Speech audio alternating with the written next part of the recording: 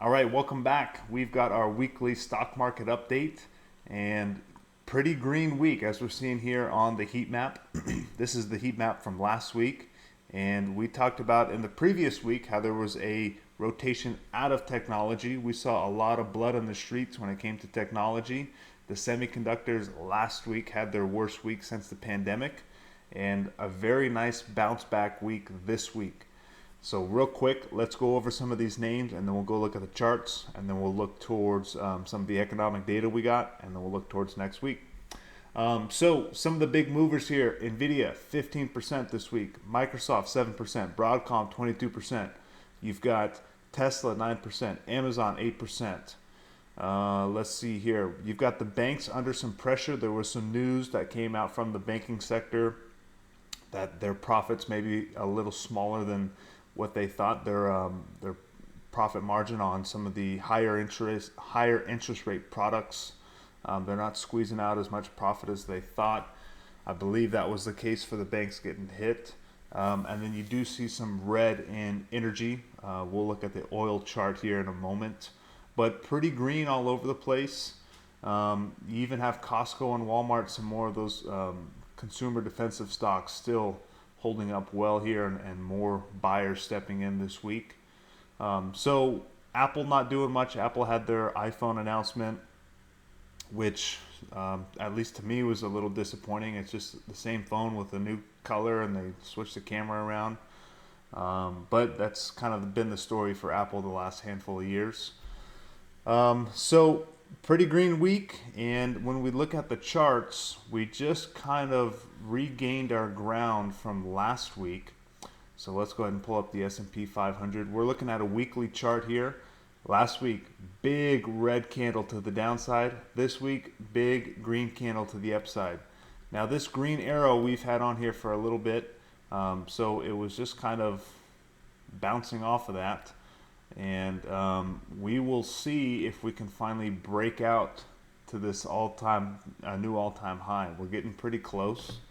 Now the NASDAQ here has quite a longer distance to travel to its all-time high, but the NASDAQ moves very quick.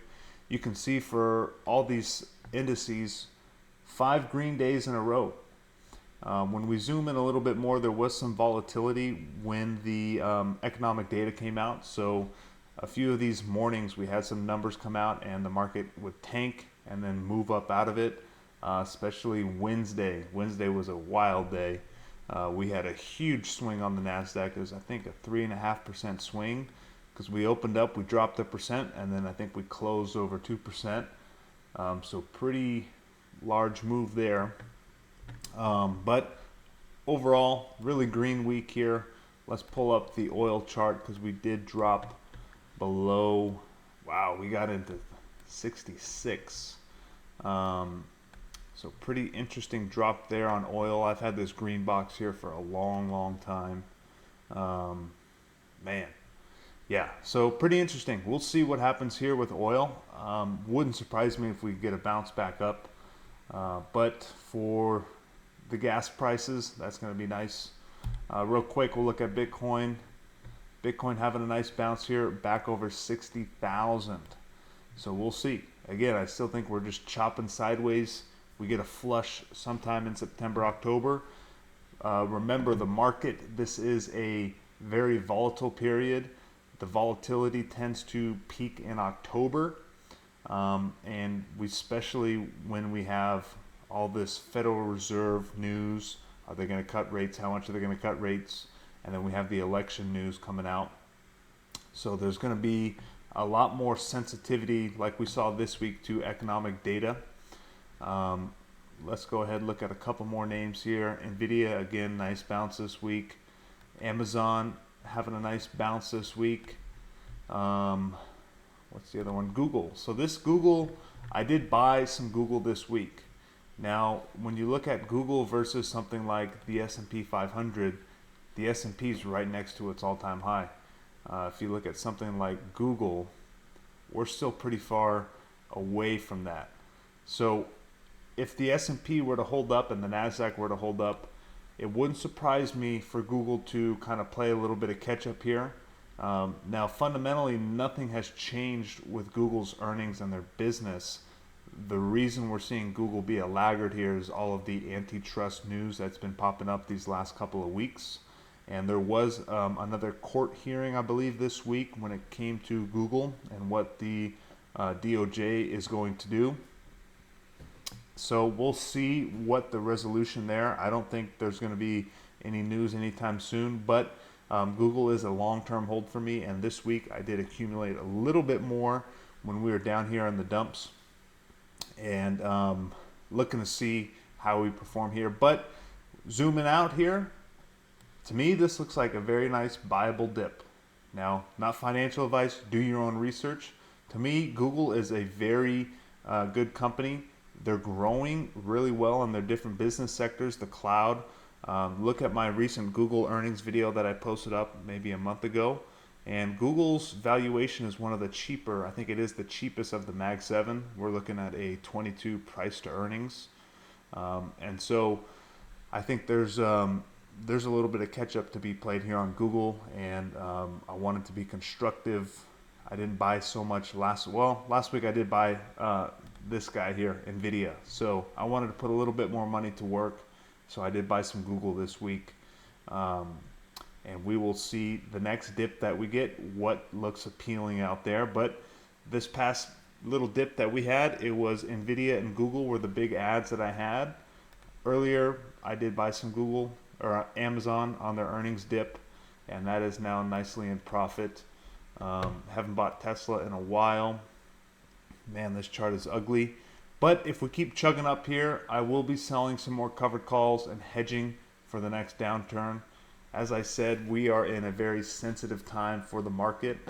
And this week it was a big green week, but like I said, it was very sensitive to the data that came out.